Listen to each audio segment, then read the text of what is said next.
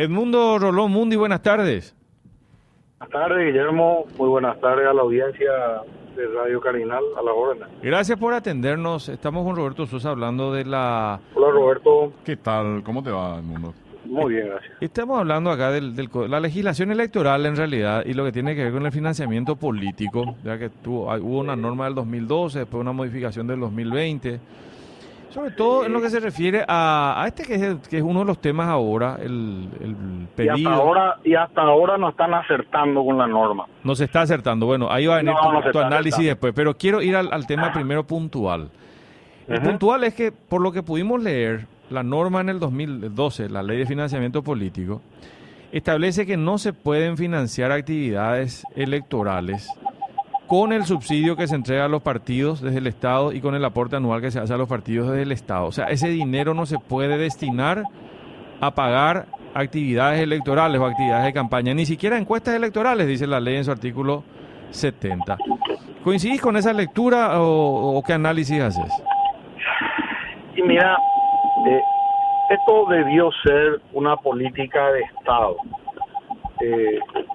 Debió ser una política de Estado y no una reacción a acciones y a prácticas políticas que se fueron dando a lo largo de estos 30 y pico de años. Los controles y la regulación del dinero de campaña y del financiamiento político, por decir, Uruguay tiene hace más de 70 años, Costa Rica la misma cosa.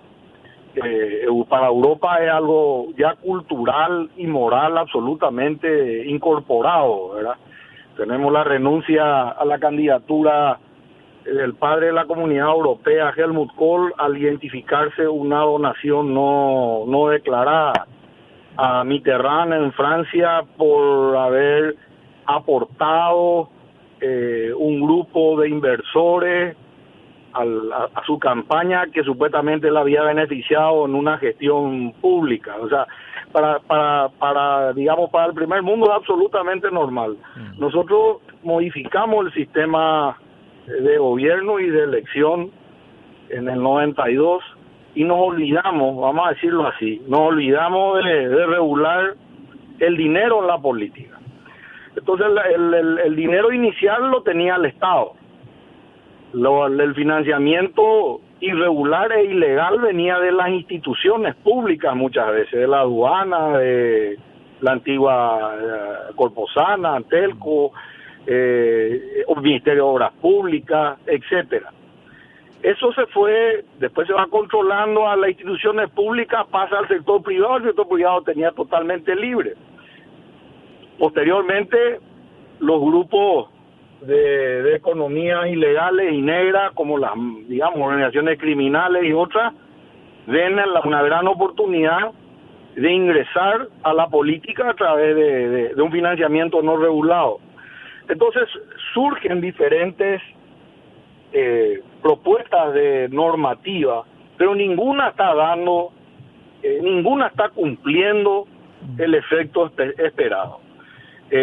Por decirte que sanciones no tienen conforme al daño que puede generar un candidato o una autoridad electa con un financiamiento no declarado. Sí.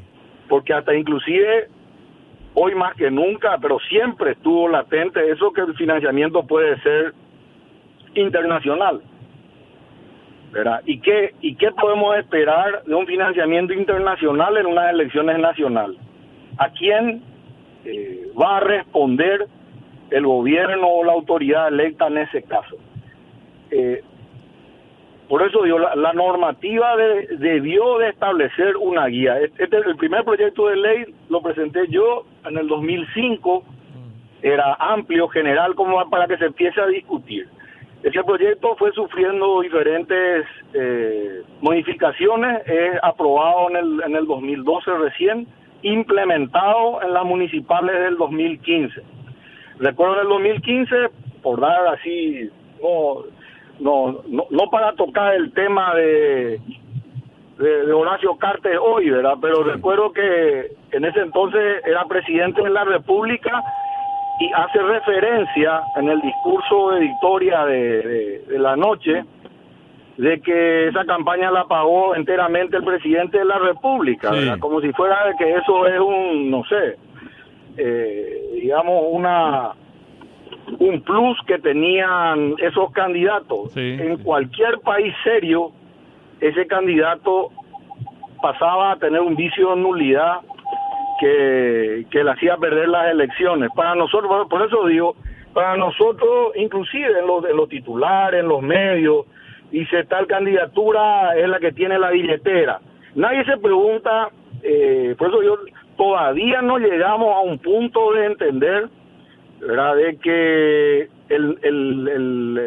digamos la oscuridad o digamos la falta de transparencia en el financiamiento político no es nada bueno, y de que debe tener una sanción que más allá de una multa debe significar la pérdida de esa elección, ¿verdad? Mientras no tengamos dos elementos, las sanciones que correspondan realmente a la gravedad de esto y un organismo, ya que yo fui el primer director de control de financiamiento político, un organismo que tenga la autonomía y el blindaje político administrativo suficiente, no vamos a poder regular el dinero. Porque el control de financiamiento político lo debe hacer un organismo contralor absolutamente independiente. Hay diferentes modelos en el mundo. En Francia es un organismo extrapoder creado a partir del Congreso Nacional, se eligen los miembros y solamente pueden ser destituidos por juicio político por una mayoría de legisladores. En el Paraguay hay un organismo administrativo que depende de un organismo inmensamente politizado como el Tribunal Superior de Justicia Electoral. Entonces un estornudo de un partido grande y vuela ese director. No hay forma de que pueda llevar adelante su labor con autonomía y con independencia y objetividad. Ya. Quiero centrarme en lo que vos me refiriéndonos a lo que me preguntaba. El artículo 70 dice, quiero hacer una lectura simplemente porque no todos recuerdan, pero dice, los partidos políticos tendrán derecho, además del subsidio electoral, a los aportes anuales que el Estado les asigne de conformidad con este código, los cuales deberán ser destinados a actividades, dice, de funcionamiento, entre otras cosas, funcionamiento ordinario del partido para solventar sus necesidades operativas administrativas, no siendo consideradas como tal los gastos para solventar actividades y publicidad electoral. Entonces, ese es el rubro de aporte, Guillermo, no el de subsidio. El de subsidio sí es para solventar gastos de procedimiento. Claro, porque te iba a leer el artículo 276 que habla de que el Estado subsidiará a los partidos con el equivalente al 15% de un jornal mínimo por los gastos que originen las actividades electorales. Entonces, son los rubros. El subsidio, el subsidio electoral, según tu interpretación, el subsidio electoral se puede usar para financiar campañas, pero no el aporte. No el aporte. El aporte es para fortalecer la democracia. El aporte es a los efectos de que los partidos se institucionalicen, tengan capacitación, formación de nuevos liderazgos, todo lo que no se hace. Ese aporte es un rubro que viene del presupuesto general de gasto, es dinero público, por lo que debe ser controlado por la Contraloría, por ejemplo. Cosa que hasta donde yo estuve, yo me retiré en el 2017 o 2017, y Contraloría aún no se había constituido en los partidos ni pedir los informes, porque en aquel tiempo eran más de 200.000 millones de guaraníes en 30 años de dinero público que los partidos no rendían. Los partidos deben de rendir. El dinero público debe ser rendido a la Contraloría y a la ciudadanía, lógicamente, y a los afiliados, ¿verdad?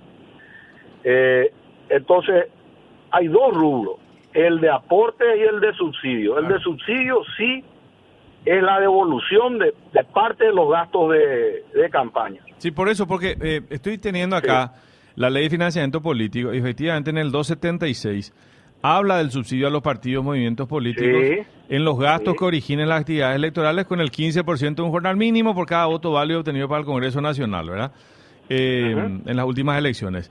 Pero en el caso del artículo 70, habla de que tendrán derecho además al subsidio a los aportes anuales que tienen que tener entonces este fin específico, el fortalecimiento de la democracia, pero no la financiación de ninguna campaña. No financiación de ninguna campaña. Lo que se hizo durante muchos años es financiar campañas con los aportes y los subsidios por parte de los administradores del partido. Exacto, que no son todo el partido. Se usaron, que no son todo el partido, ¿verdad? Edmundo, en la carta que envía el Partido Colorado ahí habla de los dos conceptos, un 50% de los aportes y los subsidios políticos. Sí, esa es la Entonces, práctica ahí equivocada. entra en un tema delicado porque está tocando los aportes, el aporte a la Asociación Nacional Republicana. Claro, y no es para ese fin que están destinados los aportes. No es para ese fin. O sea, ese fin, digamos, la finalidad del aporte debería ser que permanezcan los institutos, por ejemplo, el Ignacio Apanel, la Garay, o actividades en las seccionales, digamos, actividad de capacitación, de formación, actividad de capacitación, o investigaciones sociales para presentar proyectos, de financiar congresos, etcétera, etcétera, ¿verdad? Sí. Bueno, entonces, para eso están los aportes. Y el subsidio sí es, digamos, es con el objetivo, porque con los subsidios debió también de sacarse otras leyes, como que por ejemplo el activista, o que el activista no deba ser candidato mientras sea funcionario público, etcétera, etcétera, porque si no lo que se hace es financiar la política con el presupuesto general de gasto. Entonces el partido que esté en el poder siempre va a tener cierta ventaja sobre los que no estén, pero así también si se dan alternancias o rotaciones de signos políticos, los otros van a aplicar lo mismo. Entonces estamos en una práctica absolutamente viciada. La política, no está mal aportar en política, hablo de los particulares, lo único que los aportes deben ser claros, deben ser, digamos, transparentes, deben ser, digamos, de origen legal, deben contemplar los montos máximos. Digamos, estas personalidades o estos benefactores, entre comillas, que aparecen y donan millones de dólares, no está permitido. Sí se puede aportar un monto determinado, 10 millones, 20, lo que permita la ley, tiene ahí su monto máximo en jornales, 30 millones, creo que era. Y bueno, en situaciones así tenemos que ir avanzando en eso para poder construir y darle mayor nivel y claridad a nuestra democracia. O Edmundo, que yo estoy viendo acá que este artículo 276 del Código de la Ley modificada habla que el dinero debe ir directamente al partido. Sí. Acá se está pidiendo que vaya a un fideicomiso. Es una entidad fuera del partido. Bueno. Por eso digo, estas últimas modificaciones, la verdad que no le di mayor relevancia. Estoy fuera de la actividad política por el momento y considero que debe ser modificada, ¿verdad? O sea, con ideas aisladas es muy difícil de construir, ¿verdad? Sí. Porque el dinero empiezan a necesitar los candidatos en sus internas. Entonces tiene que administrar quien esté candidatado, quien lidera un movimiento interno. Tenemos que ver los mecanismos. Eso tiene que tener una factura emitida. Eso tiene que ser declarado a la CEPELAT, a la Secretaría de Tributación también. Hay que habilitar una cuenta. La bancarización, por ejemplo, era un primer objetivo. Y los bancos no quieren abrirle cuentas a los políticos y mucho menos a los movimientos políticos. Entonces, hay que ir ajustando la infraestructura institucional, administrativa y legal, por supuesto, para poder lograr eso, ¿verdad? No sé si me acerco a lo que pretendía Guillermo. Sí, pues interesante. Vos estuviste como director de financiamiento electoral o coordinador de la Comisión Asesora de Financiamiento Político de la Justicia Electoral, ¿verdad? Sí, señor. Sí, correctísimo. A mí me tocó recibir la primera rendición de cuentas. Correcto. Bueno, Mundi, gracias por el tiempo, interesantísimo. A la orden.